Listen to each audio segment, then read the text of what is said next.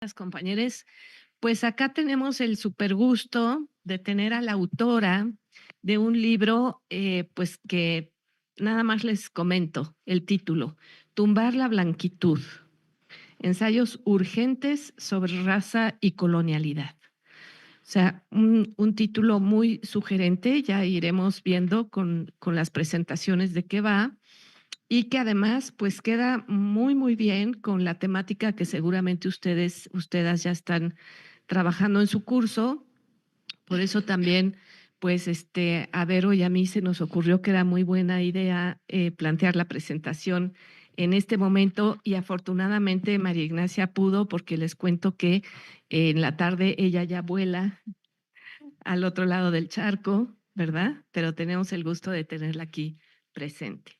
Entonces, bueno, como parte del Centro de Estudios Latinoamericanos, estamos haciendo esta presentación y yo les voy a decir muy brevemente quiénes son los que están aquí enfrente. Francisco de Parres Gómez, acá, es antropólogo y comunicólogo social, es cofundador del colectivo transdisciplinario de investigaciones críticas, COTRIC, autor del libro Poéticas de la Resistencia, Arte Zapatista, Estética y Decolonialidad. Su trabajo antropológico, artístico y fotográfico, es un gran fotógrafo, audiovisual también, ha sido expuesto en lugares como México, Cuba, Colombia, Chile, Ecuador, Brasil, Austria y Corea del Sur. Wow. Actualmente es investigador postdoctoral en el Instituto de Investigaciones de Educación de la Universidad Veracruzana. Es un colega también activista político que nos lo topamos en muchas de las marchas. Verónica Renata López Nájera, además de ser su maestra, es licenciada, maestra y doctora en estudios latinoamericanos por la UNAM, es profesora e investigadora de esta facultad, está adscrita al Centro de Estudios Latinoamericanos, al CELA, el cual actualmente coordina. Estamos muy orgullosas de que sea nuestra coordinadora. También es profesora y tutora de los posgrados en estudios latinoamericanos y en estudios de género de la UNAM. Forma parte del SNI, del CONACYT, y entre sus líneas de investigación está el pensamiento social latinoamericano, genealogías de las teorías descoloniales, feminismos descoloniales y movimientos sociales en el área andina. Ella y yo además participamos en una red de feminismos descoloniales que se formó en el año 2008. María Ignacia Ibarra es autora del libro, es la investigadora y activista feminista descolonial, doctora en antropología por la Universidad de Barcelona y actualmente investigadora postdoctoral en la Universidad Autónoma de Chile, con un proyecto sobre hidrofeminismos del sur. Ha sido parte de diversos procesos organizativos en colectivos y redes feministas y antirracistas de los países donde ha vivido: Chile, Cataluña y México. Bueno, la dinámica que hemos pensado es primero darle la palabra a quienes van a presentar el libro, que son Verónica y Francisco, y después a la autora del libro para que también cierre y nos cuente un poquito más de qué va, y de esa manera también dar espacio y tiempo para que ustedes puedan hacer comentarios, preguntas, etcétera. Entonces, sin más, le doy la palabra a Verónica para que inicie la presentación. Gracias. Bueno, buenas tardes a todas, todos, todes. ¿Sí se escucha bien? Sí. Bueno, pues quiero decirles que estoy muy emocionada de haber sido invitada a presentar este libro. Me resultó sumamente familiar leerlo. Yo creo que eso fue la parte más bonita de la lectura, porque muchas de las referentes que la autora, que Ignacia retoma, incluyendo, por ejemplo, a Silvia Marcos, a Margarita Millán y a muchas otras, Catherine Walsh, que acaba de estar con nosotros el viernes, que también ustedes nos acompañaron en la presentación, pues son parte de las autoras que están trabajadas en este texto, y entonces fue como pues sí, como sentir que estaba dialogando con una colega, compañera, amiga más en estas trayectorias que nos hemos propuesto, ¿no? De investigación, de recuperación de la mirada, de la palabra, de las ideas de las mujeres en América Latina y el Caribe. Entonces me resultó como sumamente fácil leer el libro. Bueno, no fácil, no, que no quiero que suene soberbio así de, está fácil leerlo, sino me resultó como muy suave, como muy, ¿no? Como eso, como una conversación con alguien con quien tienes muchas afinidades, con quien compartes lecturas, referentes, ideas, y eso hace de alguna manera fácil la lectura, aunque en realidad es un libro que sí maneja un nivel de abstracción o de dominio conceptual importante, pero que además otra de las atribuciones del libro, y por supuesto que son de la autora, es que es un texto que a pesar de que maneja este nivel de análisis de conceptos, pues lo hace de manera muy sencilla, muy fácil de leer, muy accesible al conocimiento en general, y no son estos grandes textos teóricos que son impenetrables, que uno intenta acercarse y leer y después de 3 párrafos ya le dio sueño y hay que volver a refrescarse, tomar agua o algo para poder acercarse a estos libros, ¿no? A mí lo que más me gustó justo de esta familiaridad, pues es que es un texto que a pesar de que está trabajando con conceptos fuertes como el de blanquitud, ¿no? Y ahí creo que es un punto que me gustaría poner como a debate con la autora, pero ahorita voy a plantear por qué. Este, a pesar de que trabaja ese concepto de blanquitud, que es un concepto sumamente complejo en la obra de Bolívar Echeverría, y ahí Margarita, que es la especialista, nos podrá quizá compartir un poco más al respecto. Ella lo hace de una forma muy familiar, ¿no? Como muy digerible, muy accesible. Y creo que también eso tiene mucho que ver con su propia experiencia, pues, militante y su ser mujer migrante, ¿no? Porque ella es de origen chileno, pero está viviendo en España. Supongo que ella ahorita va a profundizar un poco más al respecto, ¿no? Entonces, bueno, hay como muchas identificaciones o muchos puntos de contacto que yo fui encontrando a lo largo de la lectura. Otro que me parece, bueno, les digo el nombre del libro, es sobre tumbar la blanquitud, ensayos urgentes sobre raza y colonialidad. La autora está aquí presente, María Ignacia Ibarra Eliesech, ¿sí? Y es un libro publicado por la editorial Descontrol, se publicó el año pasado y entiendo que además es resultado de un premio que se entrega, ¿no? A ver si ahorita también nos cuentas un poco cómo fue cómo se da esta publicación. Y la portada, bueno, ahí tienen uno, pero es muy bonita.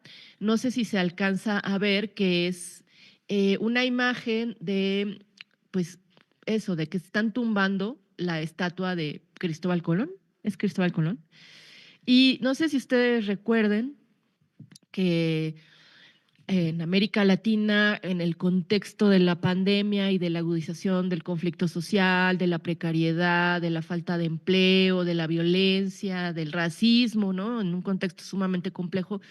En América Latina ocurrieron muchas movilizaciones importantes en Colombia, en Chile, en Ecuador, en Bolivia, y parecía que esas revoluciones o revueltas o levantamientos pues llevaban, ¿no? A cambios importantes de la sociedad en donde la presencia feminista fue fundamental, ¿no? Creo que incluso fue quizá lideraba en varias de las ocasiones, en varios de estos movimientos, pero un rasgo sintomático o característico de estos levantamientos, insurrecciones populares, fue precisamente el tumbar, el derribar las estatuas de varios de estos grandes hombres que en nuestra historia colonial siempre nos hacen ver como los sujetos que pues forjaron esta nación, que nos dieron la lengua, que nos dieron la cultura, que nos dieron la religión, que nos dieron como toda esta,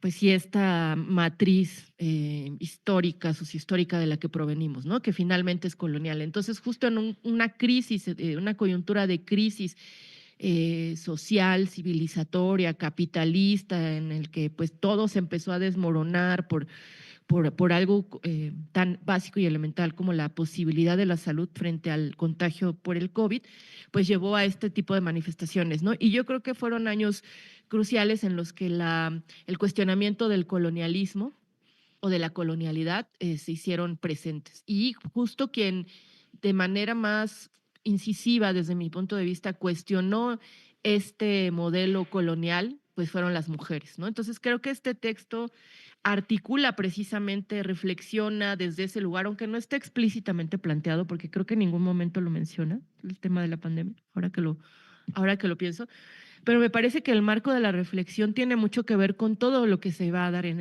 esta coyuntura. Y bueno, otra cosa que me llamó, que llamó poderosamente mi atención y me hizo ir a revisar esa carta fue leyendo, asociando estas ideas del colonialismo, de tumbar a la colonialidad, etcétera. En el 2019, me parece, se estaba acercando el quinto centenario de la caída de la Gran Tenochtitlan, que fue en 1521. Y entonces el entonces presidente Andrés Manuel López Obrador en el 2019 le mandó una carta al rey de España. O sea, imagínense, además en España siguen existiendo reyes, que es otra de las contradicciones que a mí honestamente no me hace clic en la cabeza.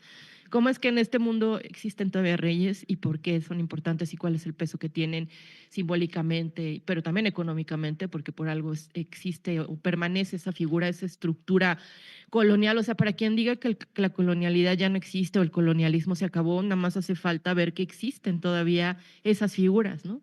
Entonces, bueno, justo esa carta fue muy interesante todo lo que detonó porque se filtró a los medios y se hizo un escándalo, porque ahí básicamente lo que López Obrador le decía al rey de España era que pidiera disculpas por lo que había pasado en estas tierras con la conquista, ¿no? Por todo el genocidio que yo había implicado y la rapiña y la expropiación y la expoliación de la riqueza y del trabajo. Y bueno, ¿no? Obviamente lo hace además en un tono súper diplomático, hasta condescendiente, yo diría, ¿no? Así como lo invito a que celebremos estas fechas con una disculpa de su parte. Yo también, el Estado mexicano va a pedir una disculpa a los pueblos originarios y entonces en consonancia los dos vamos a poder dar la cara con nuestros pueblos casi ¿no? Limpios porque ya pedimos disculpas. No, es muy bonita la carta, léanla, son 4 hojitas. Me pareció muy interesante el tono, pero la respuesta del rey de España fue brutal, ¿no? Fue de una soberbia que yo creo que es justo esto de la blanquitud, ¿no? O sea, de nosotros no hemos hecho nada y ¿no? Volver a este discurso de nosotros les dimos la lengua, les dimos cultura, les dimos civilización, si no seguirían siendo, bueno, no sé si eso dijo el rey de España, pero como tal, porque no creo que no hay un documento, ¿no? Seguro hay entrevistas o discursos que habrá dicho en su momento, pero bueno, era un poco la idea.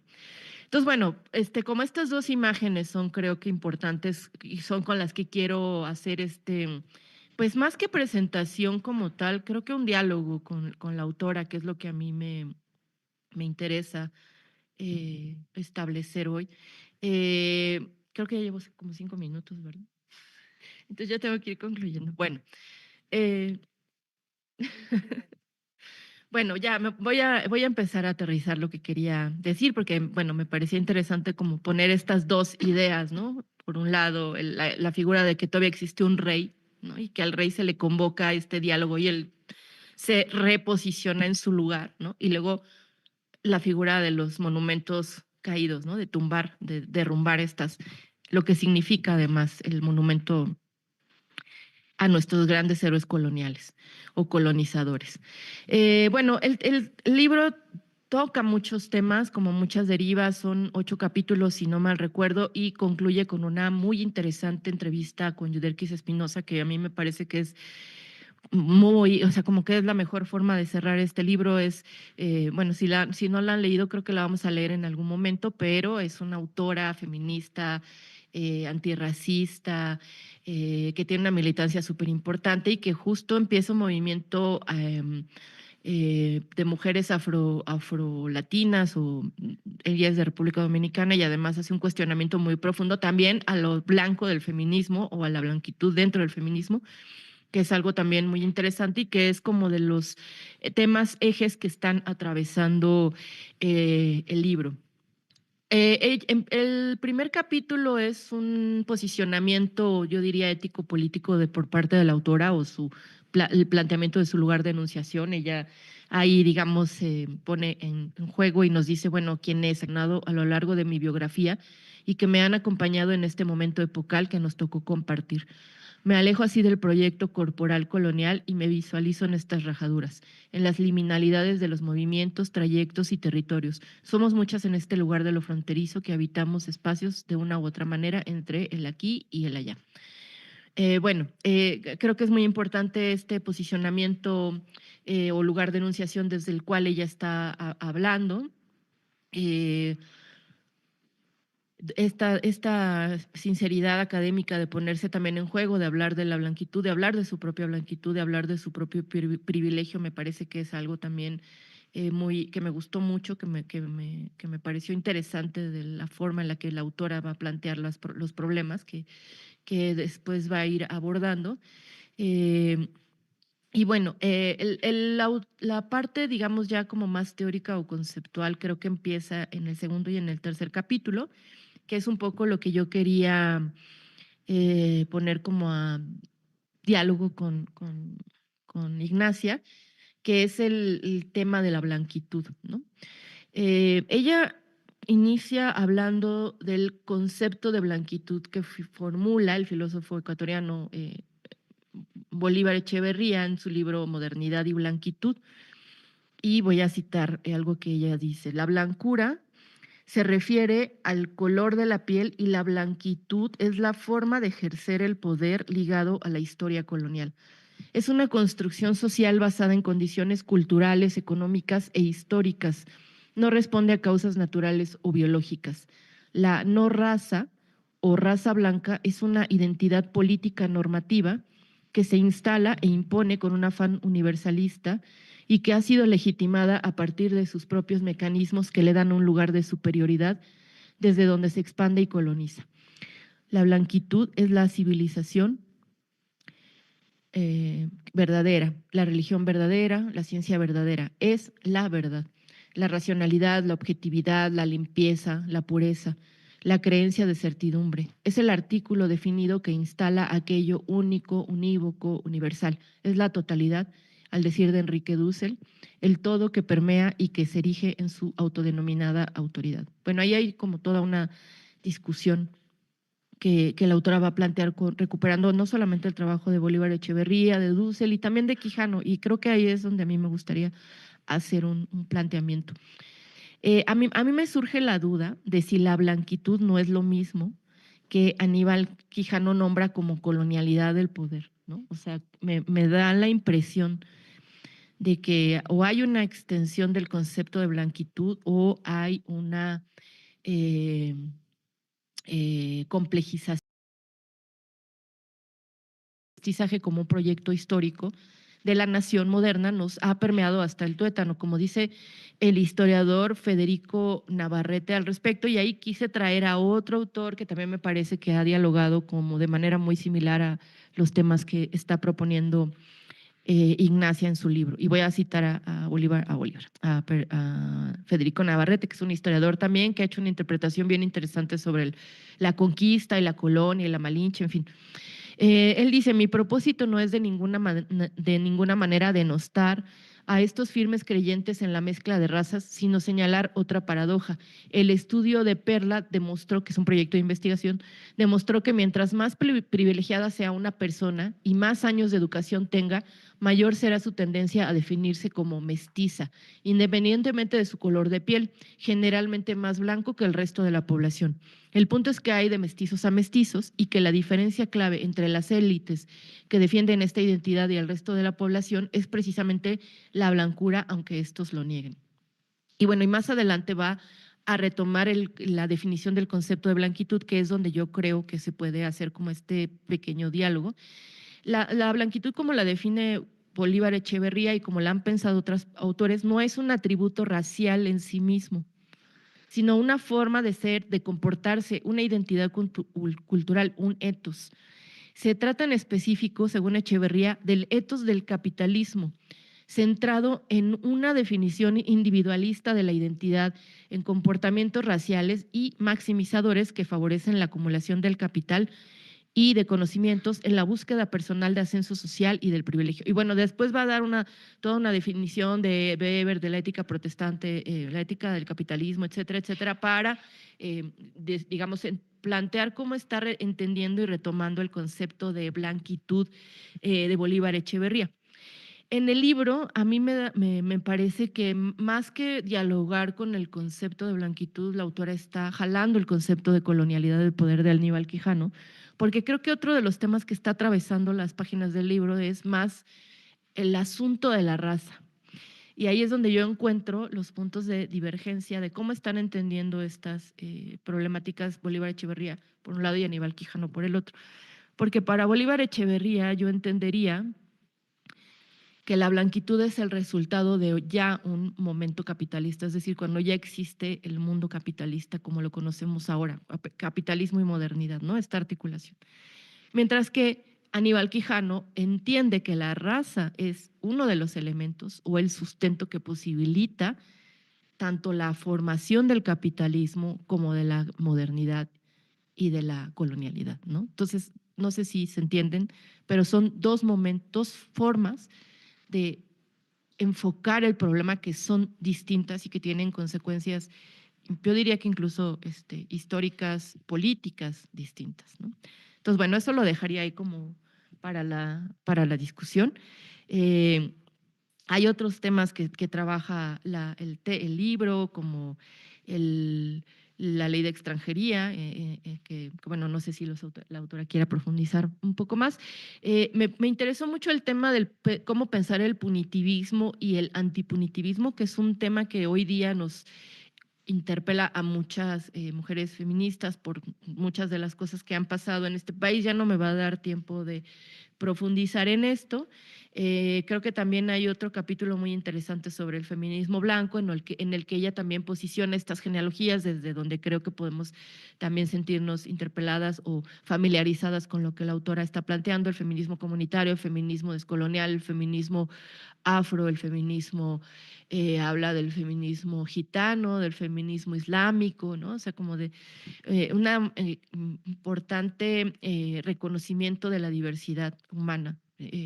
Creo que es otro de los lugares interesantes de su planteamiento. Y bueno, quiero ya para cerrar recuperar una cita de que también pone la autora de Yasnaya Aguilar, eh, que dice: si haces lucha antipatriarcal, o sea, pensando en la intersección, porque Ignacia nos dice, bueno, la interseccionalidad es uno de los conceptos que los feminismos nos han aportado para entender la complejidad de las luchas del día, de la actualidad, ¿no? Que no se puede pensar solamente en una lucha contra el patriarcado sin pensar al mismo tiempo, simultáneamente, que debe ser una lucha contra el capitalismo y contra el colonialismo, ¿no? Entonces, un poco retomando esta idea de la interseccionalidad, ella recupera esta cita de Yasnaya que a mí me parece que es brutal, ¿no? Dice: si haces lucha antipatriarcal, pero no una lucha anticapitalista y lucha anticolonial, eres Hillary Clinton. Lo que quieres es ser presidenta de un país opresor, colonialista y racista. Si haces lucha anticapitalista, pero no lucha antipatriarcal ni lucha anticolonial, eres el Che Guevara, quien hacía unos comentarios horribles sobre la población africana y era homófobo.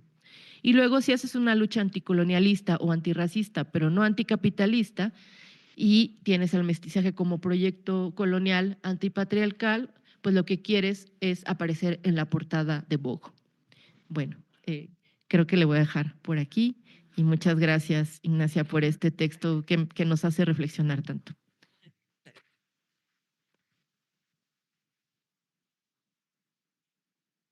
Muchas gracias, Vero, por tu lectura y por poner tantos temas aquí que ya nos dan ganas de entrar en la discusión. Pero antes le vamos a dar la palabra a, a Francisco. Siempre le digo Paco, Francisco. Muchas gracias, Márgara. Pues agradecer a todas las personas que asistieron, agradecer a María la invitación a comentar el libro que además surgió de su visita a Jalapa.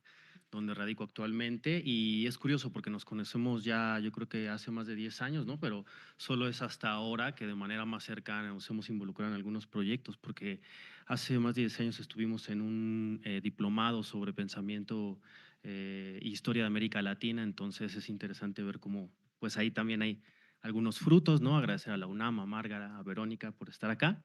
Y yo también coincido mucho con los comentarios que hizo Verónica, y bueno, acá tengo algunos apuntes que esperamos que den ahí algunas reflexiones para dialogar en conjunto, ¿no? Solo tengo como un par de extractos que quisiera leer porque son como cosas más importantes, y lo demás lo comentaré de manera más libre, ¿no? Este libro que nos presenta María, en primer lugar, quiero decir que considero que es un acto de valentía, ¿no? Sobre todo de honestidad en clave feminista, pensando en el sentido de exponerse a la vulnerabilidad que representa enunciar sus propios privilegios, pero también las opresiones relacionales al ser una mujer mestiza o blanco mestiza, mejor dicho, heterosexual, migrante, que habita también lo que Gloria Anzaldúa de alguna manera llama el Nepantla, ¿no? Que tiene que ver con los feminismos chicanos, pero que también tiene que ver con la cultura nahua, que es este lugar o no lugar, podríamos también decir, de no pertenecer ni aquí ni allá, ¿no? Como subjetividad migrante, pero también pensaría que el mismo libro habita el Nepantla, ¿no? Porque por un lado tiene un pie en la discusión teórico-política, digamos, más de corte de las aulas, por así decirlo, que es una reflexión densa, pero coincido con mi colega,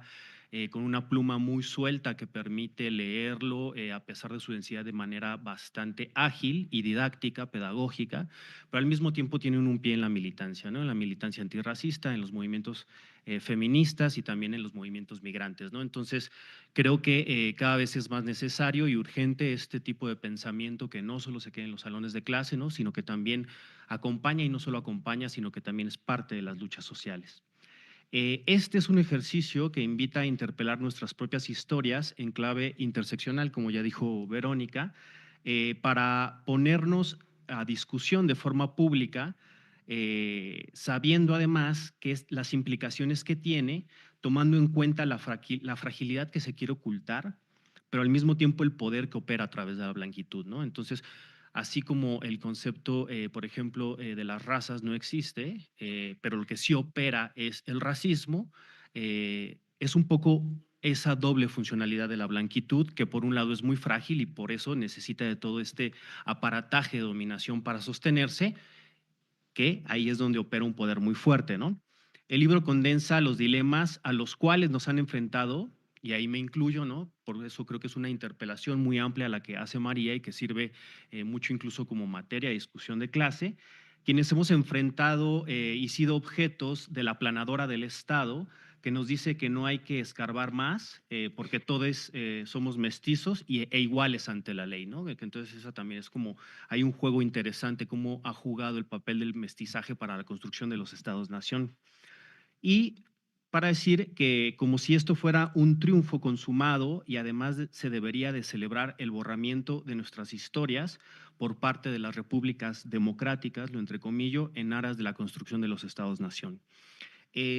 Coincido también que uno de los puntos de discusión centrales del libro es la raza y el racismo, y esto también es muy importante en el prólogo que hace Salma Amazian, donde nos habla que la blanquitud es una epistemología y también es una forma de ideología y una posición de poder, y no así, digamos, una dinámica colorista, ¿no? Es decir, a veces sí, por supuesto, blanquitud y blancura van de la mano, pero no siempre, ¿no?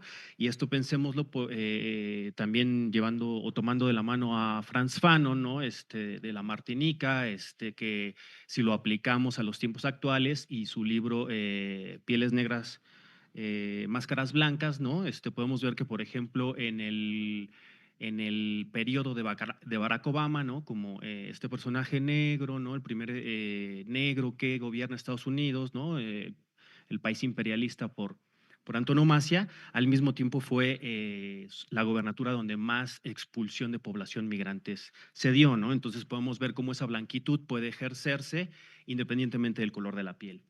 Creo que también este libro es un cuestionamiento a los universalismos abstractos coloniales, eh, incluyendo los del feminismo blanco, y también hace una crítica al género como principio organizador de las sociedades, porque a lo largo del libro se discuten diferentes posicionamientos de los feminismos, pero al mismo tiempo también nos habla de cómo, por ejemplo, para justificar invasiones a países, por ejemplo, árabes, ¿no? Se utiliza como frente de batalla y como para colonizar otros territorios, la opresión de las mujeres, ¿no?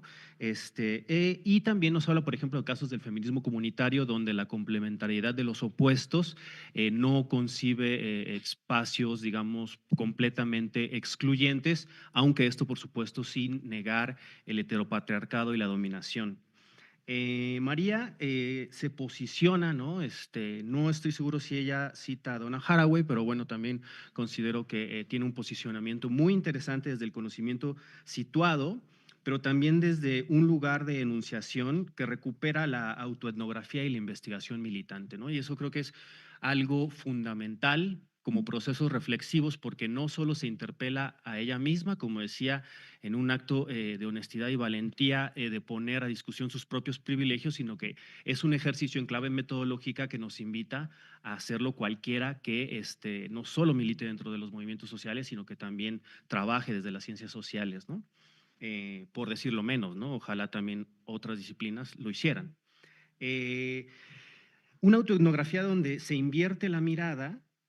Y también es muy interesante porque ella dice, se cuestiona lo que es la otredad para decir siempre se ha etnografiado, digamos, como esas alteridades negativas que puede representar lo negro o lo indio o las diversidades sexuales, pero pocas veces se hace también etnografía del poder, ¿no? O sea, etnografía de lo colonial en términos incluso situados para hacerse cargo, también ella nos dice, de sus propias contradicciones, ¿no? Lo que también se me hace muy interesante. Eh, y esto poniendo en relevancia que también dice, existe la imposibilidad de las equivocaciones, ¿no? Es decir, tampoco se trata de un velo divino por el cual se trate como de exculpar a cualquier subjetividad que haya pasado por este proceso reflexivo, sino que además hay que realmente llevarlo a la práctica y cuestionarnos, ¿no? Constantemente. También, bueno, es interesante cómo hace ligas entre pensadores en este caso como Franz Fanon, pero también pensadoras contemporáneas como Micaela Drullard, por ejemplo, ya también mencionaron a Yuderquis Espinosa, y problematiza también a la no raza, nos dice, o a esa raza invisible que es la raza blanca, por así decirlo, ¿no? Si es que como decía yo, las razas no existen, ¿no?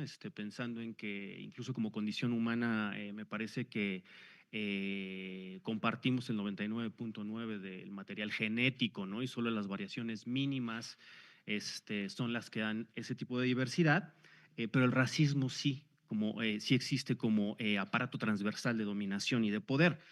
Y esto me recuerda, por ejemplo, también que María dice, guiándose en Ouria Butelha, espero haberlo pronunciado bien, que la blanquitud necesita construir un aparato de defensa global y una estructura que asegure la continuidad de la blanquitud, ¿no? Es decir, como proyecto de dominación, y esto incluso lo podemos ver de manera contemporánea en clave imperial, y me recuerda, que seguramente lo habrán visto, no sé si en TikTok, pero por lo menos si estaba en Instagram, este video que circuló desde la cuenta oficial de Donald Trump, donde hablaba de cómo iba a ser el futuro de la Franja de Gaza, pensando en hacer una riviera turística, ¿no? Donde hay juegos muy interesantes entre también personajes como Elon Musk, por ejemplo, ¿no? Que está pensando más en colonizar otros planetas que nos hiciéramos cargo de manera colectiva de que está colapsando, pero también al ser detractores de lo que llaman wokismo, en el video, por ejemplo, salen unas especies como de mujeres barbadas, ¿no? Pero al servicio de estos hombres, ¿no? Entonces hay como contradicciones muy interesantes en el video, pero además con estatuas doradas, como si fueran especies de becerros divinos, con la imagen de Donald Trump, casinos, hoteles, ¿no? Eso para mí es una de las expresiones, digamos, más materiales actualmente de lo que podríamos llamar la blanquitud, ¿no? Y bueno, esto también ponerlo en el contexto, digamos, europeo, por ejemplo, de que en Grecia, en 2023, porque María también recupera pensadores muy importantes como Aimé Césaire o como Achille Mbembe, filósofo camerunés, que hablan de la necropolítica, es decir, cómo estos estados-nación tienen políticas orientadas a decidir qué cuerpos, ¿no? Son descartables, quiénes merecen vivir y quienes merecen morir.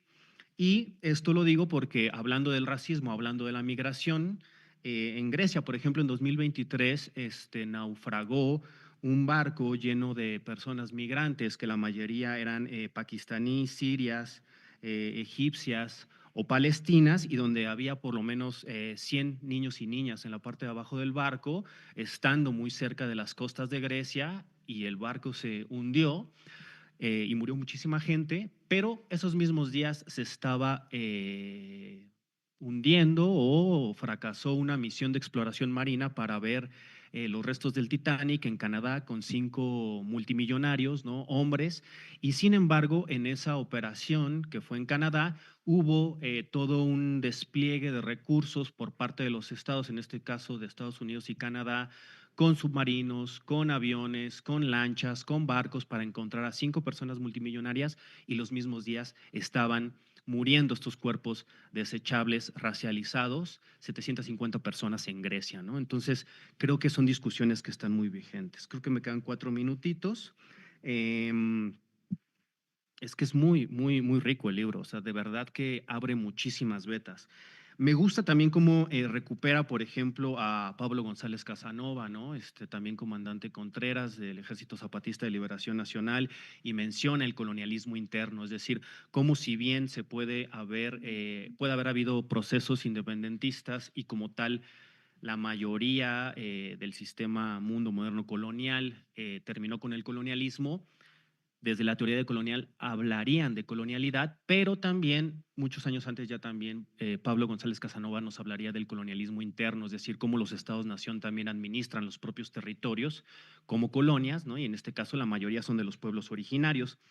Y en algún momento también hay una discusión estética que me gustó mucho, que nos hace, por ejemplo, pensar el caso de los museos, ¿no? En el caso de México, en 1825 recordé que se funda el Museo Nacional de México, pero también en 1909 el Museo de Arqueología, Historia y Etnografía, ¿no?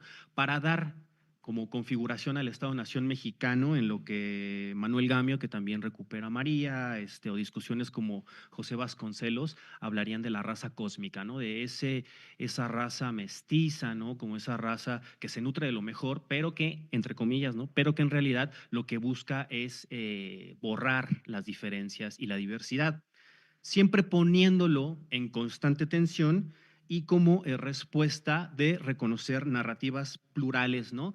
Ya que lo subalterno es posicional y también nos dice María, no es ontológico. Y esto se me hace muy interesante porque en el caso de María, por ejemplo, nos habla de cómo puede ser una subjetividad con bastantes privilegios, digamos, en Chile, aunque también recupera la historia de su abuela con otro tipo de ancestralidad. Sin embargo, al migrar, digamos, al centro europeo occidental, que es parte de todos estos proyectos coloniales e imperiales que apuntaló la conquista, pues se ve despojada, si no por completo, pero de otros privilegios, ¿no? Porque, como dice, no hablo ni hablaré el catalán, ¿no? Como lo habla la comunidad catalana, pero también al considerarse, ella no lo dice así, ¿no? Pero hay mucha comunidad que también se considera sudaca, por ejemplo, siempre te terminan viendo para abajo, ¿no? Aún siendo blanca, por ejemplo.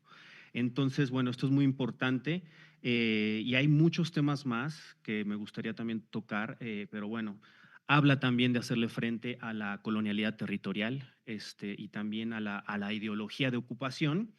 Y esto también es interesante porque recupera temas viejos, diría yo, pero vigentes de la antropología, como puede ser, perdón, el indio permitido y el indio insurrecto, ¿no? Y esto lo pienso en estos proyectos coloniales de los estados-nación que siguen hablando, por ejemplo, de las amenazas externas, en el caso como pueden ser las comunidades autónomas en territorio zapatista, o el territorio de Cherán en Michoacán, o los pueblos yaqui en Sonora que luchan por sus recursos junto con el Congreso Nacional Indígena, que son poblaciones racializadas, no permitidas, ¿no? Estigmatizadas, pero, por ejemplo, también si lo pensamos, se impulsa de manera muy profunda los procesos de militarización, cuando, si pensamos también la racialización en esos términos, la mayoría de los soldados rasos, ¿no? Por lo menos en el caso mexicano, también son de extracción indígena, ¿no? Históricamente, los soldados rasos, por ejemplo, vienen de estados como Oaxaca o como Chiapas, ¿no? Entonces, ¿cuál sería en este caso el indio permitido y por otro lado el indio insurrecto, ¿no? Que no se acata al poder. Y bueno, tengo más notas, pero prefiero redondear con eso. Buenísimo. Pues ya hay muchos elementos también que quizá puedas ir tejiendo ahorita en tu intervención, María Ignacia. Vamos a ir viendo y te pasamos la palabra. Ya tienes ahí el micrófono. Bueno, ahí. Bueno, buenas tardes a todas, todos.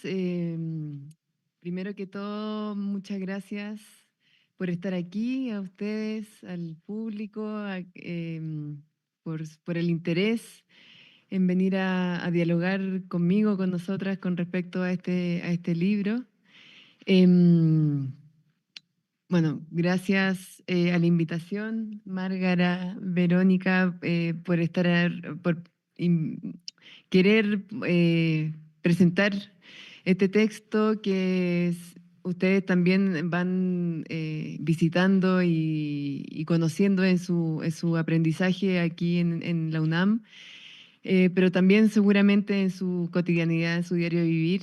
Y creo que poder compartir estas ideas, estos pensamientos, estos sentipensamientos también, súper necesario y poder hacerlo también desde un espacio como lo es la universidad.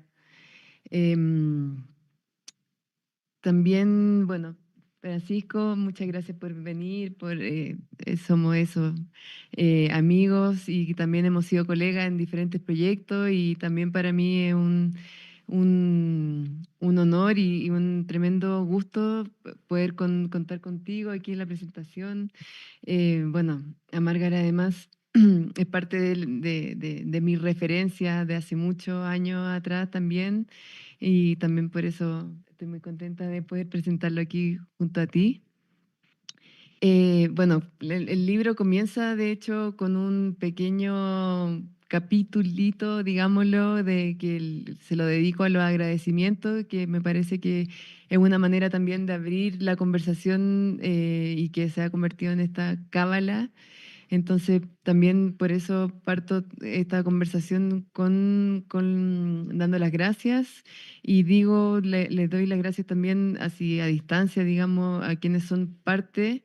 Bueno, a Salma Macián, quien escribió el prólogo del libro, que es una compañera antropóloga. Ella es de ascendencia marroquí. Que vive en Barcelona hace muchos años atrás y entonces también su planteamiento también muy encarnado de vivir en un territorio como aquel. Eh, y bueno, a Yuberki Espinosa, a quien le hice la entrevista y con quien cierro este libro y que me parece que ella con todo ese bagaje que tiene y esa experiencia, la puede plantear de una manera muy brillante, que a mí también me gusta mucho poder presentarlo como una conversación entre quienes estamos con estos intereses y en esta necesidad de poder desmenuzar el tema de la blanquitud y el tema desde un enfoque y militancia feminista antirracista. El libro está también intercalado cada uno de los capítulos por poemas de diferentes compañeras y un compañero. Em, y eso me parece que también puede, como dicen aquí Verónica y Francisco, que puede facilitar la lectura y es algo que también buscaba yo de hacer con respecto al tema de poder presentar conceptos muy complejos, pero también desde otro tipo de lenguajes. En ese sentido, en el libro me acompañan las poetas Ana Aupi, Daniela Catrileo, Gabriela Wiener, Giovanni Collazos, Gina Valdés y Olive Senior, y bueno, que en paz descanse Gloria Saldúa. Em, y bueno, también ya cerrando el tema, el capítulo, digamos, de los agradecimientos, lo hago a la editorial Descontrol, con quien escribí este libro, con quien estoy publicándola. Y es una editorial catalana y eso también es importante decir porque me parece que tienen ellas también un compromiso político más allá del tema ya bueno, de venta y comercialización, sino que es de un proyecto cooperativo, una cooperativa de base, pero que es ellas mismas se ven a sí mismas y se asumen y quieren interpelarse como personas blancas y que lo hacen de una manera muy sencilla, muy comprometida también y están con esta idea de dispuesta también a escucharse y abrirse a la interpelación y a esta pregunta crítica y que es necesaria para problematizarla dentro de los mismos movimientos sociales de Cataluña, que es de donde escribo este libro, y que también es importante decirlo, ¿no? De ahí, bueno, eh, mi, contar un poco también de dónde nace esta idea de escribir este texto, que se compone, bueno, de un marco teórico que he ido trabajando hace mucho tiempo atrás, de una trayectoria ya que no solamente está como en mi doctorado o maestría o incluso también del pregrado, sino también en espacios en los que habito como persona activista, y eso también me gusta plasmarlo de dentro del texto como en espacios asamblearios, en resolución de conflictos y en la misma práctica cotidiana de convivir con personas, tanto personas, digamos, blancas o privilegiadas, como también personas que han sido subordinadas dentro del sistema global del poder. Em, y justamente mi idea de investigar la blanquitud nace a partir de este deseo de hacerme cargo de estas contradicciones que me genera una socialización con privilegios y herencias coloniales que yo también la puedo nombrar como tales a partir de una formación descolonial, y que creo que desde ahí, desde el momento en que yo me posiciono como desde este lugar, se me exige o yo me exijo a mí misma poder presentar esta matriz de poder que constituye todas estas desigualdades sociales, y que se sitúa en estos territorios colonizados o territorios también coloniales. Em, y bueno, y desde ahí pienso que es necesario hablar si vamos a hablar de racismo, tenemos que hablar de blanquitud. Y también lo hago desde un momento en que veo un video, una entrevista que le hacen a Ochi Curiel, una feminista, lesbo feminista antirracista, también parte del GLEFA, de este grupo de feministas antirracistas que son mujeres casi todas afrodescendientes, y que en ese momento en que le hacen la entrevista, ella dice que justamente que la blanquitud está tan naturalizada que no aparece, que siempre la blanquitud ni siquiera es objeto de estudio, que siempre el objeto de estudio ha sido las personas negras, las personas indígenas, las personas racializadas, y que a los blancos nunca se le ha hecho ningún tipo de estudio. Entonces, esta afirmación de Ochi Curiel me sacude y me hace pensar justamente en de qué manera podía yo hacer este aporte de alguna u otra manera como a este pensamiento, a esta corriente de pensamiento en la cual obviamente no soy la única ni la primera, pero que de alguna manera existen mucho más vacíos al respecto. Y me gusta mucho una frase que dice esta misma pensadora Mige, que trajo a colación Verónica, Yasnaya Aguilar, cuando dice como de voltear la cámara etnográfica y entonces justamente hacer ese trabajo, porque yo, bueno, eso, soy antropóloga y he trabajado desde que me desarrollo como tal en diferentes comunidades indígenas, tanto en Chile como acá en México, en donde estudié mi maestría. Y además, claro, además siendo parte del movimiento antirracista, em, he estado constantemente compartiendo y conviviendo con personas que han sido parte de este amplio sector de la población global que ha sido foco de exclusión, de violencia sistemática y de negación de derecho a acceso a los derechos fundamentales.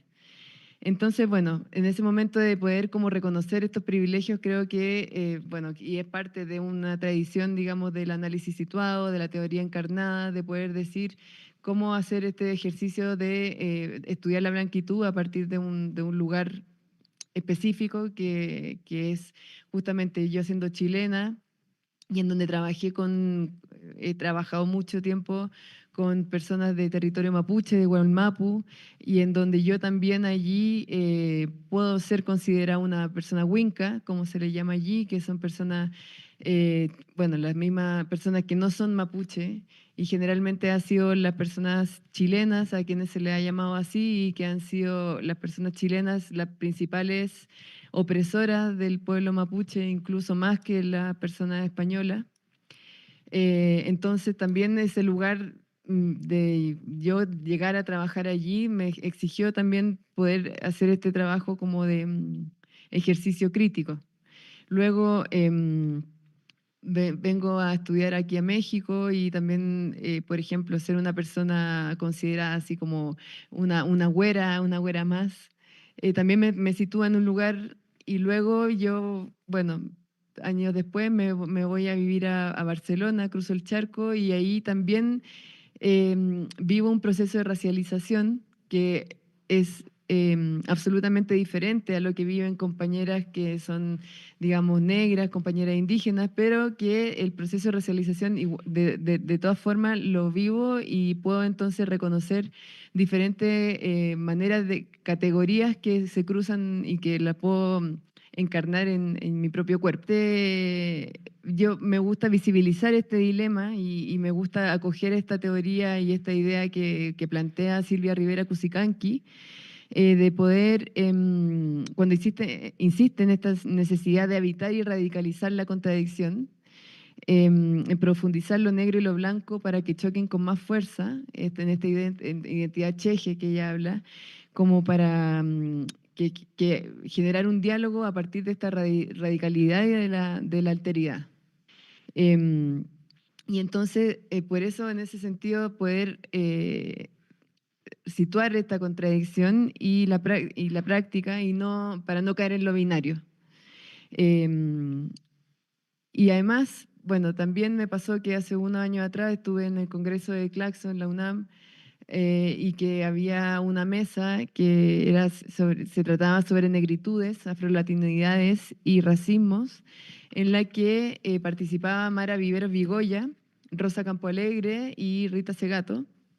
Esta última era la única persona blanca o blanca mestiza en realidad, y en el momento en que ella comienza su intervención, justifica su participación en este espacio, contando una anécdota que me parece muy atingente y muy necesaria o muy gráfica, que es contando que ella se fue a estudiar, o sea, perdón, a trabajar a Estados Unidos a una universidad y en un momento hay una violencia violencia racista que sufren algunas estudiantes que van a la autoridad académica a exigir algún tipo de reparación, para lo cual las autoridades llaman a profesoras negras para que se hicieran cargo, para lo cual ahí llegan estas profesoras y dicen como se niegan rotundamente y dicen, en realidad, este es un problema de los blancos, quienes se tienen que hacer responsabilizar, que ellas sufren las consecuencias, las personas negras, las personas racializadas, pero que las personas que tienen que resolver y hacerse y problematizar y reparar son justamente quienes ejercen esta violencia, las personas blancas. Y entonces yo creo que justamente me parece que esta anécdota que trae a colación la Rita Segato es muy muestra de por qué son necesarios justamente estos puentes comprometidos entre la militancia, entre la academia y quienes poseen este tipo de privilegio, etcétera, en espacios ya del ejercicio antirracista. Em, que este ejercicio antirracista justamente desde este lugar posee muchas complejidades, muchas vicisitudes internas, externas, muchas incomodidades, pero que creo pero que se vuelve cada vez más urgente. De ahí también esta idea de poner ensayos urgentes sobre raza y colonialidad, porque bueno, vivimos más encima un momento histórico en el cual vemos la radicalización de las violencias, y entonces que creo que justamente el hecho de eh, estar en contra de las fronteras nos hace también estar, vivir la necesidad también de poder generar esta idea de poder más bien pensar en las articulaciones posibles. Y por eso parto el libro también con una cita de una poeta que dice que hay tantísimas fronteras que dividen a la gente, pero por cada frontera existe también un puente. Y entonces ahí esta idea como de poder hacer este tipo de articulaciones, no tanto, o sea, tanto como de poblaciones, tanto como de actoras políticas, actoras académicas, o sea, como poder generar esta puente entre diferentes dimensiones que son necesarias como para hacer como para este ejercicio de descolonización, que es básicamente tumbar la blanquitud. Bueno, y entonces parto con esta idea, como con este ejercicio, digamos, casi como autoetnográfico o del análisis situado, y luego ya me entro en materia más teórica y es el hecho de cómo hacer primero este planteamiento o intentar buscar las diferentes engranajes y genealogías que responden a la pregunta de qué es la blanquitud. Luego, y entendiendo justamente la blanquitud como este proyecto político de supremacía, privilegio y singularidad, como esta construcción social que no se basa únicamente en el color de piel, sino que más bien en este ejercicio de poder ligado a la historia colonial, que es una identidad política normativa, invisible, porque este es el lugar primigenio, digamos, de enunciación, que se sostiene tanto en los medios de comunicación, en el sistema judicial, en los aparatos del Estado.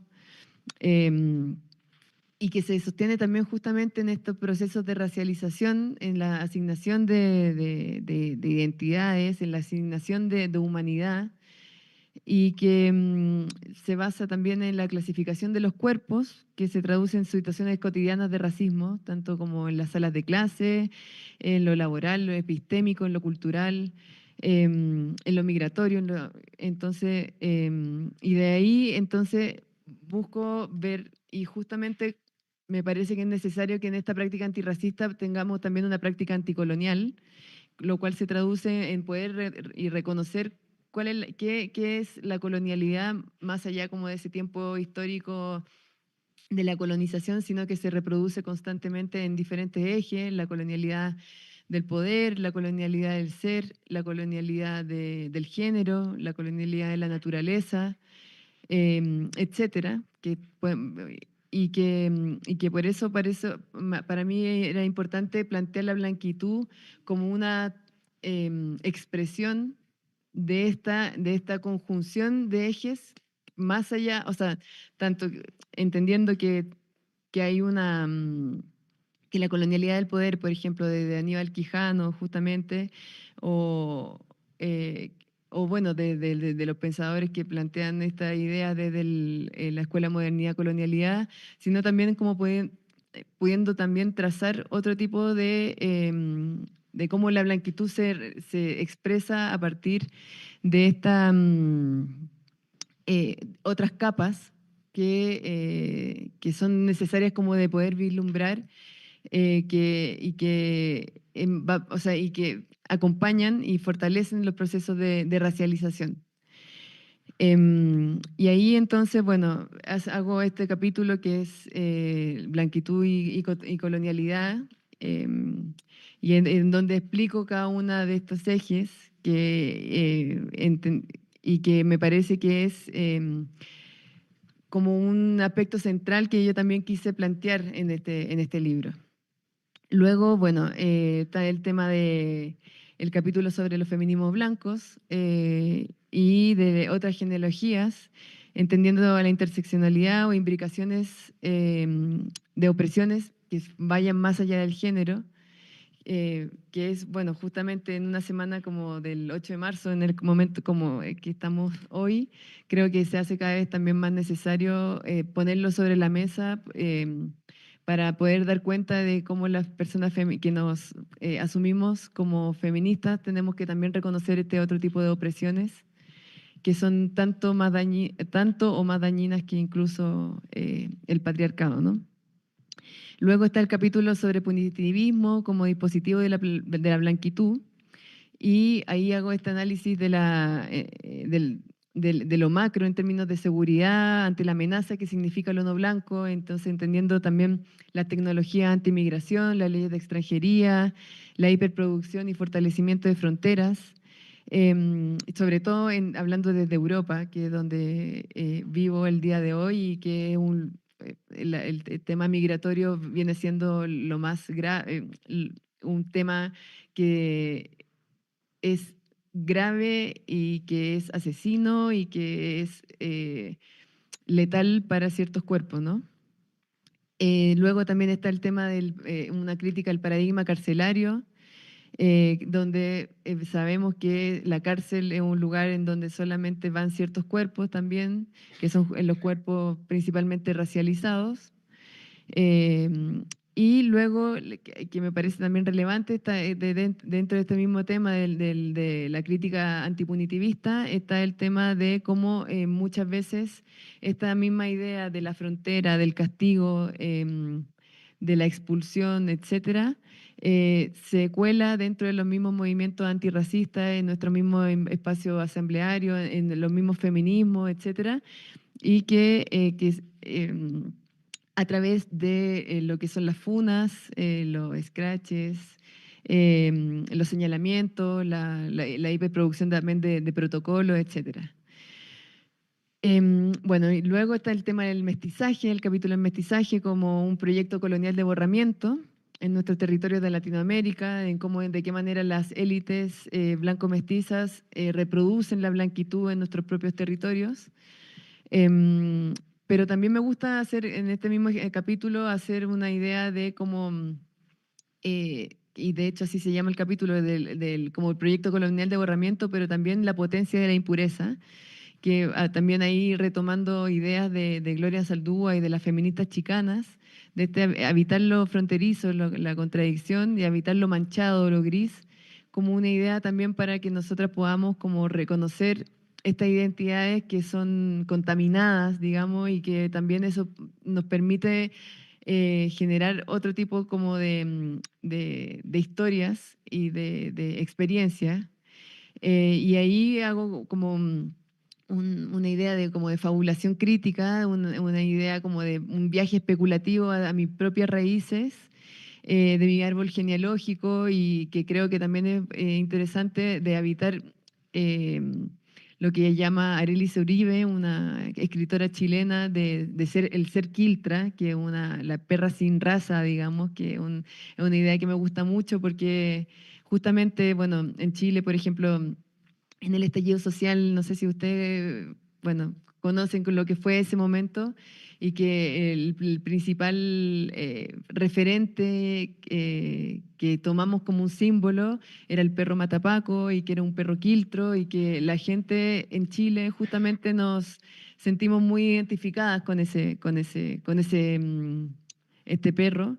Y creo que es algo que también puede analizarse desde este punto de vista. Y bueno, y el libro lo termino también antes del capítulo de Yuderki, lo termino con un capítulo que es el más, digamos, polémico desde el territorio en el que vivo, que es Blanquitud y Catalanidad, justamente haciendo como una invitación a dialogar, a generar estas conversaciones que son muy necesarias justamente con las personas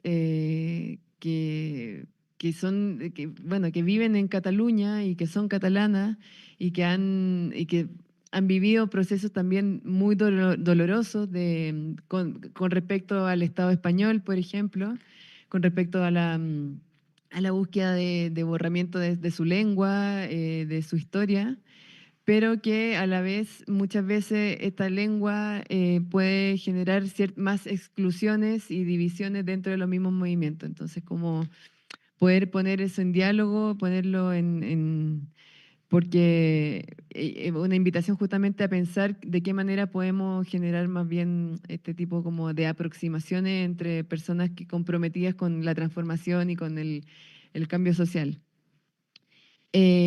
haciendo también justamente esta revisión de la historia blanca del movimiento independentista y bueno, el tema de cómo se reproduce, el tema de los monumentos, etcétera.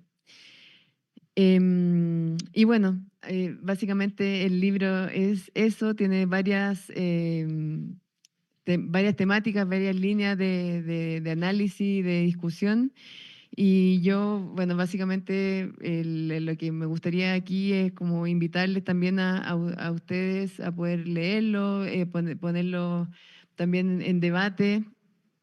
Ah, y también yo creo que es la necesidad justamente de poder tender estos puentes, más y mejores puentes entre nosotras, entre quienes somos parte de estas poblaciones que queremos realmente, bueno, sobrevivir y vivir en un momento histórico tan complejo como el que estamos viviendo actualmente y poder romper justamente estas fronteras que nos dividen y poder también internalizar este proceso de descolonización que es permanente, que es constante y que básicamente justamente esta idea de hacerlo verbo, más que una idea como idealizada de un horizonte particular, sino que hacerlo como más una acción constante.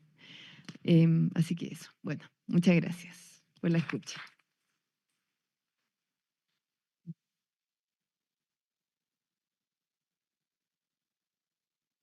Buenísimo, María Ignacia. Pues muchos temas, ¿no? Muchos temas que podríamos ir jalando. Así como la colonización también es un proceso y podemos hablarlo también en verbo, ¿no? Colonizar hoy es algo presente. Descolonizarnos también es un proceso, ¿no? Y antes de entrar a ese proceso, pues tenemos que pedir o solicitar una actitud de ruptura, ¿no? Que es justamente, como lo decía Angela Davis, ¿no? No basta con no ser colonialista, tenemos que ser anticolonialista, ¿no? Y podríamos decir, no basta con no ser machista, tenemos que ser antimachista, ¿no? Y así en todos estos procesos que, como bien nos explica la autora, son capas de una misma cosa, ¿no? A mí me interesa esta idea que planteaba Verónica, por supuesto, ella ya sabía que yo iba a reaccionar a esta idea de la blanquitud y de la raza, ¿no? Digamos, de la colonialidad en términos de la raza. Yo entiendo que el proceso de blanquitud también se puede convertir en un proceso extremo de blancura. Lo ha hecho, ¿no? Cuando Bolívar Echeverría nos habla de la blancura de la Segunda Guerra Mundial, pues ahí está, ¿no? Ahí está la raza aria que se mide frente a todas las demás. El problema que hoy vivimos es que nuestra sociedad no necesita de esa extremación o de esa radicalización de la raza para convocar a un sujeto eh, que podemos llamar un sujeto que atiende a la blanquitud, ¿no? No importa si es negro, no importa si es hombre o si es mujer, ¿no?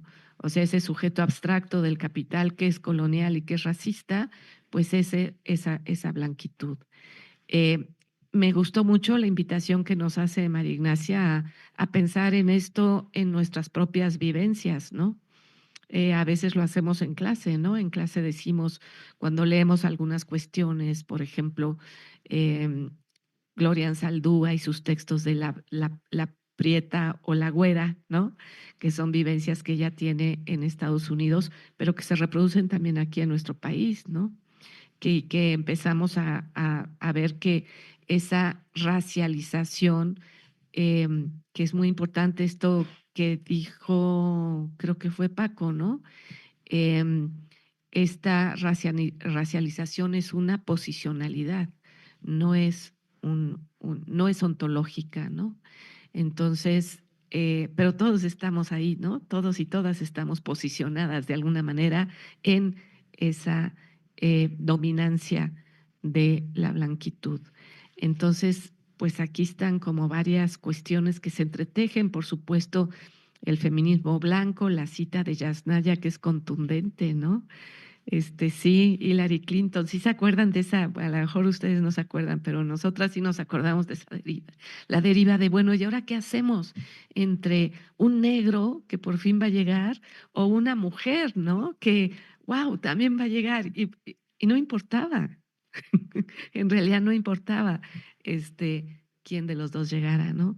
¿Qué tanto esto es algo, eh, pues no solo de los Estados Unidos? Cuando Verónica decía, qué horror que hay, todavía entendemos las monarquías, y yo pensaba, pero también hay reyes en las democracias, ¿no? Y ahí está Trump instalándose como el nuevo rey eh, del mundo, ¿no? O sea, la clave imperialista de las monarquías eh, está ahí, está presente. Las democracias no nos garantizan que nos instalen, ¿no?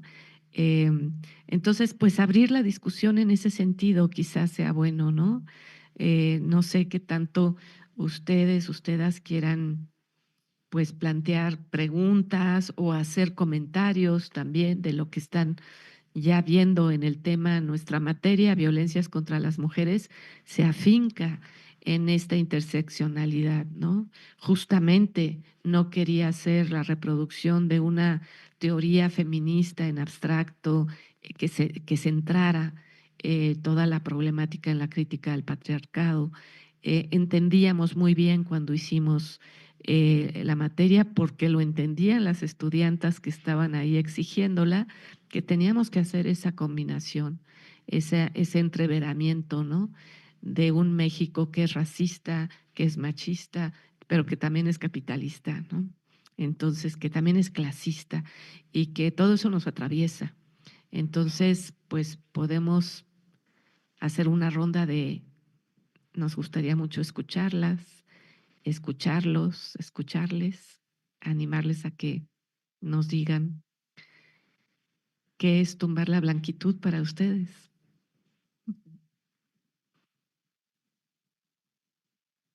Sin pena.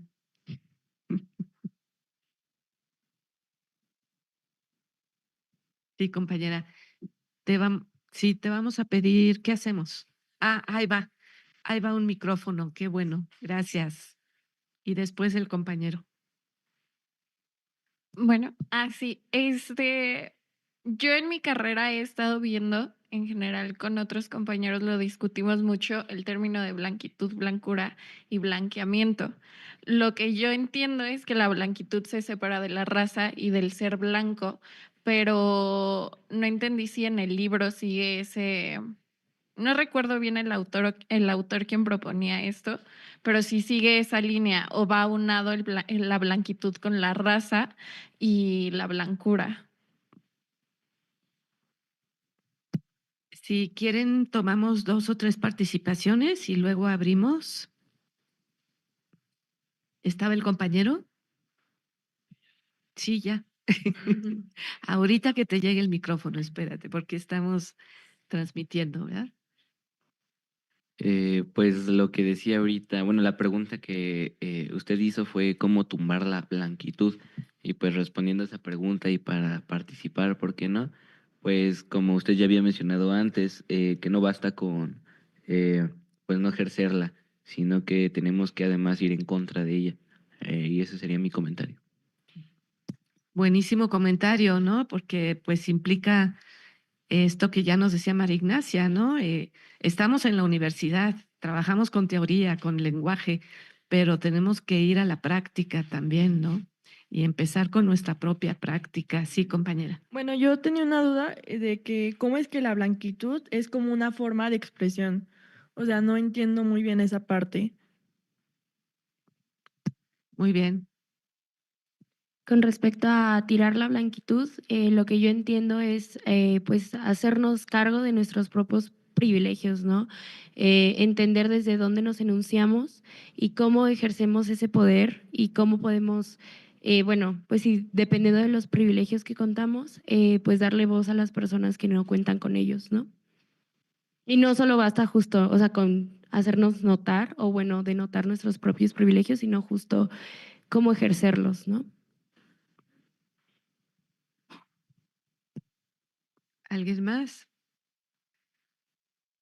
Si no, podemos empezar pues, con la respuesta de todo el panel, ¿no? Empezamos contigo. Bueno, sí. Bueno, el tema de la blanquitud, la blancura, yo pensaría que justamente, a ver,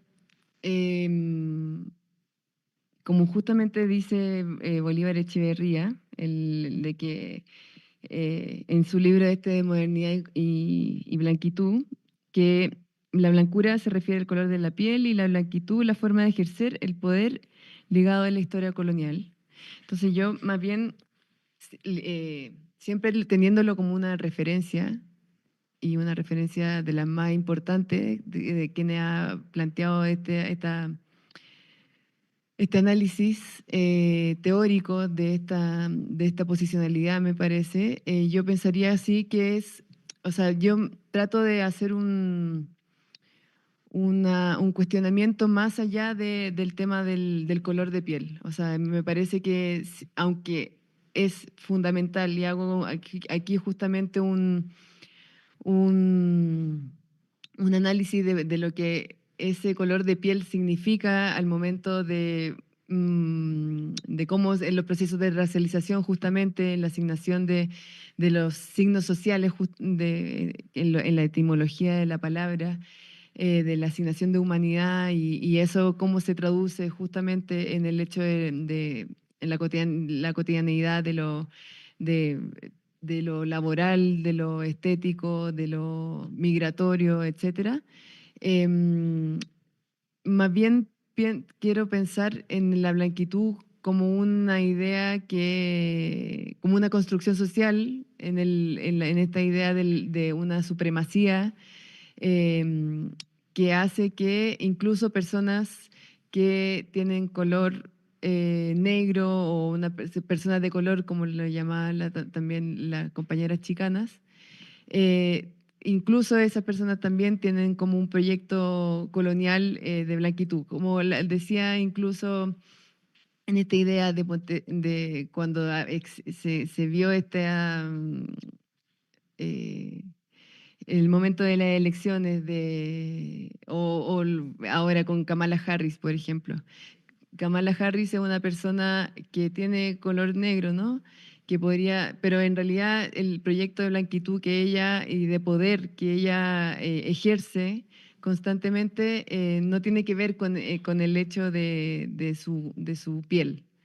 Y entonces eso como más bien es un ejemplo ya como más accesible, pero eso lo podemos ver justamente en la idea de los mestizajes, que quienes ejercen el poder de la blanquitud en nuestros territorios de Abya Yala, de Latinoamérica, no tiene que ver solamente con el color, porque muchas veces incluso no son personas blancas, sino que es más bien como esta idea de buscar la singularidad, la universalidad, el, el tener la capacidad de incluso de tener, de ser el lugar de enunciación primigenio. Esto es lo que lo intento como de desmenuzar justamente en el capítulo de la blanquitud, de cómo esta idea, esta posicionalidad se puede expresar, como lo decías tú, que cuál era la pregunta, en un sinfín de maneras, desde la manera en cómo hablamos, de lo que deseamos, en lo que eh, a- ansiamos como en proyectos políticos, en proyectos de vida, en proyectos de pareja, en proyectos o sea, es una manera de buscar tener como esta verdad absoluta que incluso en un momento yo, bueno, le contaba a Márgara que me había costado mucho encontrar el título del libro, y en una de esas derivas de la búsqueda pensé en llamar el libro como la Atalaya Blanca, como este lugar de la atalaya en esto como del lugar de observación constante, los lugares ¿cómo se llaman? Bueno, los lugares de donde se instalaban las personas para tener como la mirada, el panóptico, eso. Y entonces que la blanquitud es ese lugar desde donde se mira todo lo demás y desde donde se construye el mundo. Y desde donde se nace es justamente Europa, como más allá de ser un espacio geográfico, sino como un espacio, un lugar geopolítico desde donde se construyen todas estas ideas coloniales, desde la cual que luego se reproducen en los territorios de los márgenes. No sé si me tengo.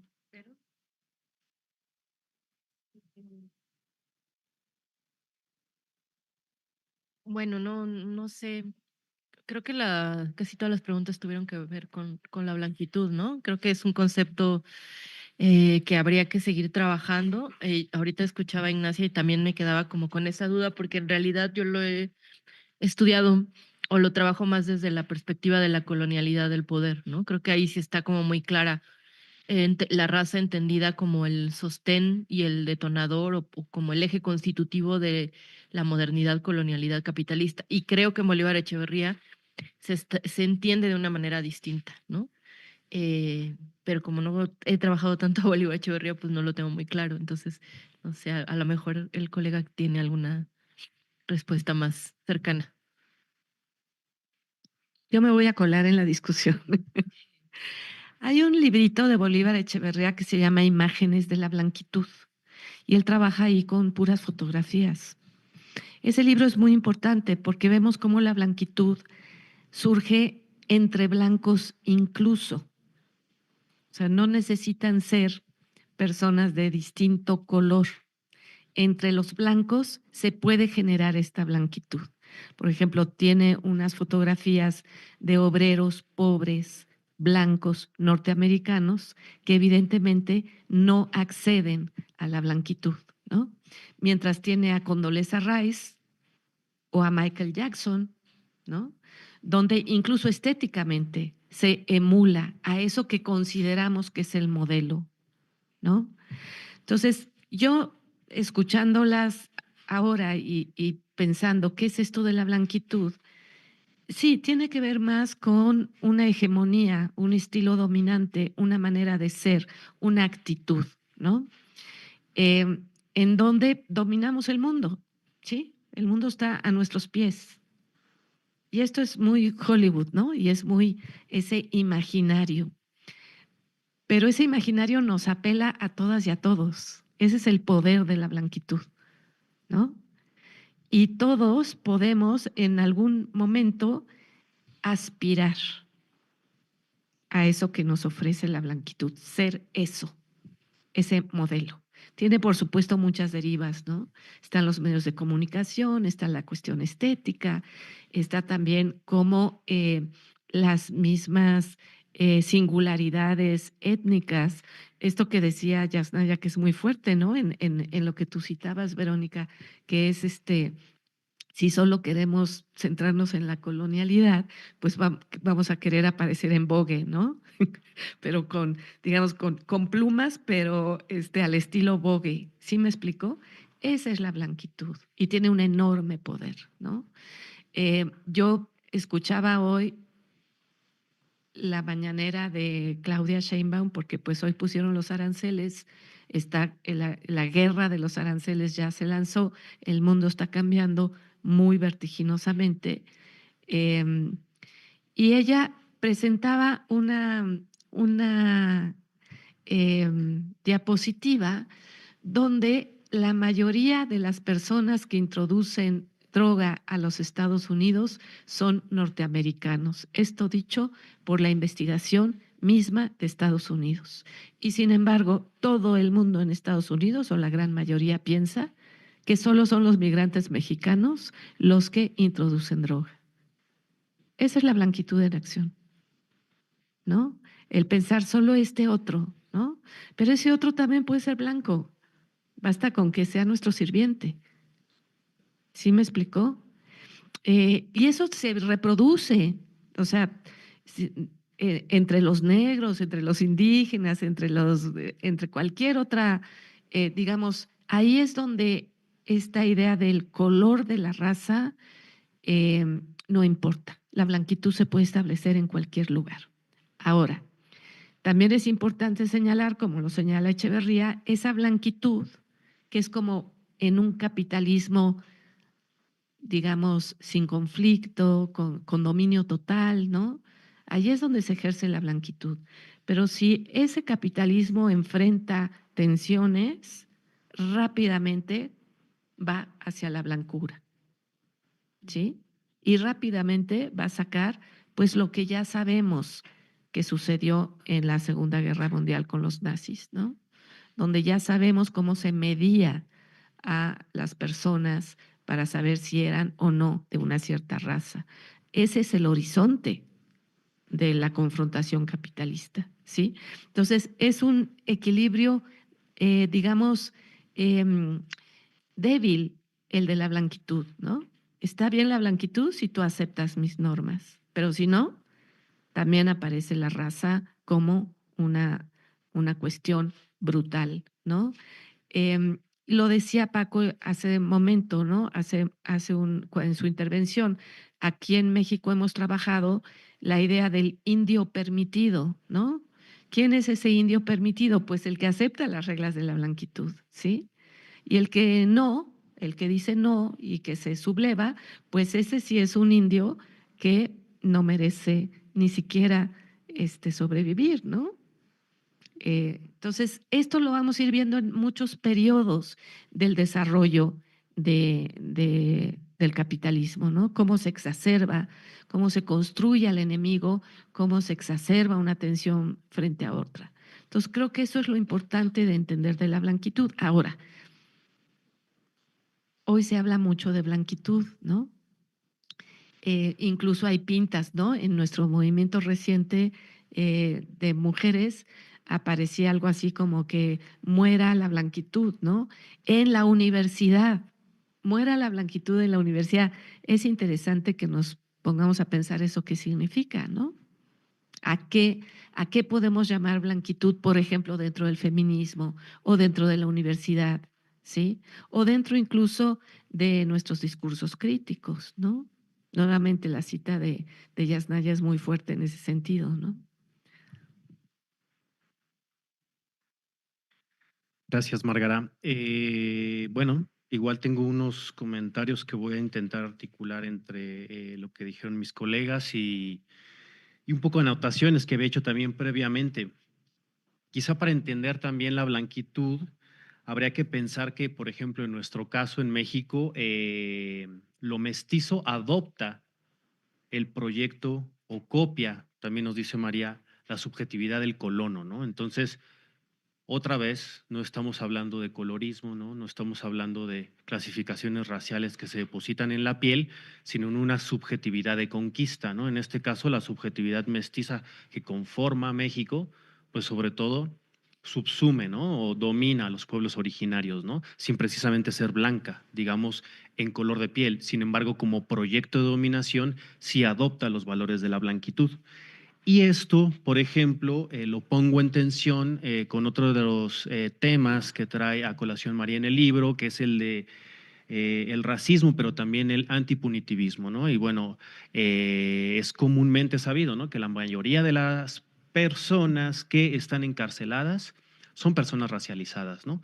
Llámese El Salvador, pero también llámese Estados Unidos e incluso aquí en México, ¿no? Y pensando cómo esto puede ligarse a un ejemplo concreto de la blanquitud, me vino a la mente una investigadora que se llama Victoria Chenaut, que trabaja en el CIESAS Golfo, que estaba trabajando como en la época del sexenio de Felipe Calderón existía un contrato con cárceles privadas y curiosamente había una triangulación entre las fuerzas represivas del Estado, llámese policía y militares, donde se iban a implementar megaproyectos de despojo, ya sea de madera o de ríos o de agua o de minerales, y al mismo tiempo la construcción de lo que ahora, por ejemplo, conoceríamos como estas megacárceles que está haciendo en El Salvador Nayib Bukele, ¿no? Entonces la idea era, además con contratos privados, donde ahí también tenía que ver Genaro García Luna, que ahora está preso por narcotráfico y que era parte de la seguridad del Estado de Felipe Calderón, donde se implementaban megaproyectos de despojo, eso era lo que estaba descubriendo en su momento Victoria Chenaut, que también iban ligados al fracking en Veracruz, es decir, a la fractura hidráulica para extraer el petróleo. Se militarizaba más esa zona y al mismo tiempo se hacían megacárceles para encarcelar a las poblaciones opositoras, ¿no?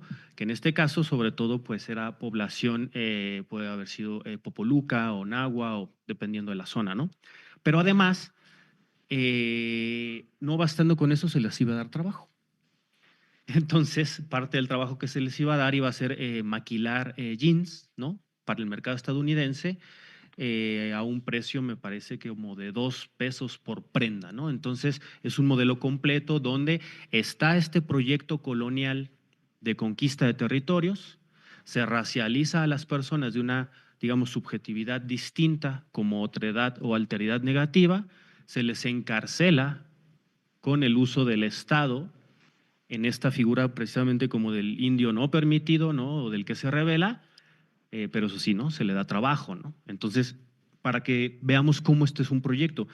Pero también, casi para cerrar, lo que me gusta mucho del libro de María, pues es que nos invita, ¿no? Como otras perspectivas a pensar lo relacional, para no quedarse solo en los análisis de clase, ¿no? Marxistas o de materialismo histórico, tampoco solo en las opresiones del género, más particularmente de los feminismos blancos,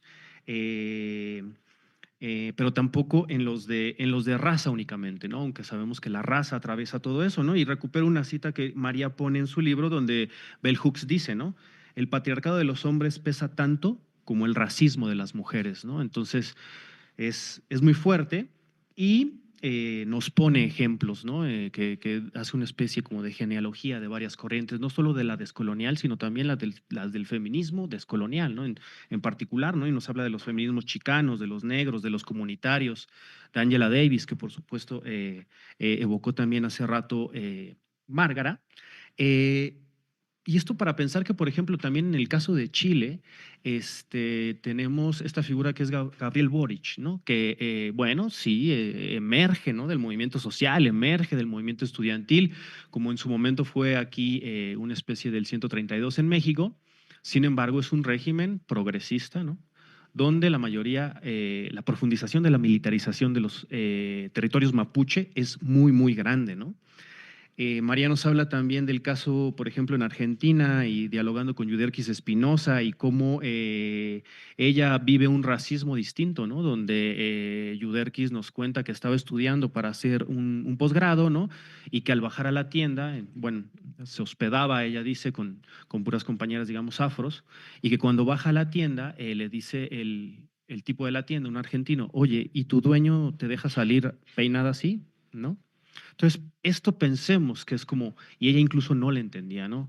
Es como, hay subjetividades que son dueñas de otras, ¿no? Ese es el proyecto también de la blanquitud.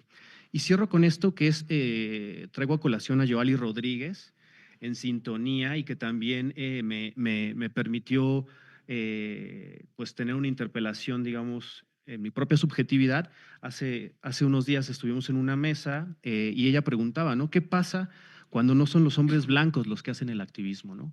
Es decir, ¿qué pasa cuando son las mujeres, ¿no? Pero además, ¿qué pasa cuando son mujeres racializadas? ¿Qué pasa cuando son mujeres trans? ¿Qué pasa cuando además son mujeres negras en un contexto europeo, ¿no? O sea, cómo se entrecruzan. Y cierro con esto que escribí para cerrar, como comentario general que dice, pero tampoco se trata de construir nuevos martirologios en clave judeocristiana, ¿no? O sea, como de estarnos azotando para exaltar las culpas al estilo de las Olimpiadas de las opresiones, sino tratar de encontrar lo que nos hace iguales a través de la diferencia para lograr construir, a decir de Grossfogel, alianzas subversivas, ¿no? Que también es lo que nos han enseñado las comunidades zapatistas. ¿Qué nos hace iguales, ¿no? ¿Cómo vamos a hacer alianzas? Porque en sintonía con la colonialidad como forma de poder a nivel global, el ego conquiro, es decir, esta subjetividad de conquista, sigue estando fuerte, pero va a encontrar su fin, en movimientos como el de las madres buscadoras, los movimientos indígenas y afrodescendientes, los de las diversidades sexuales, los movimientos migrantes, en contra del despojo y, por supuesto, en los movimientos feministas. Eso sí, mientras estos se articulen y construyan en colectivo nuevos horizontes que no dejen de lado la lucha antirracista, anticapitalista, antipatriarcal y también hoy en día antifascista, que haga frente de manera contundente al proyecto de muerte que quiere apuntalar la blanquitud.